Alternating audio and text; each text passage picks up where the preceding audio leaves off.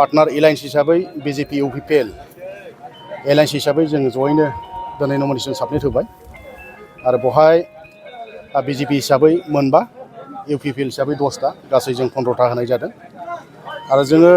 दिनै आसा खालामो जोंनि रिजाल्टआ मोजां जागोन मानो होनोब्ला जोङो थांनाय खासियाबारि समाबाइनिफ्राय लानानै सराइबिल जों गासैयावबो देरहादों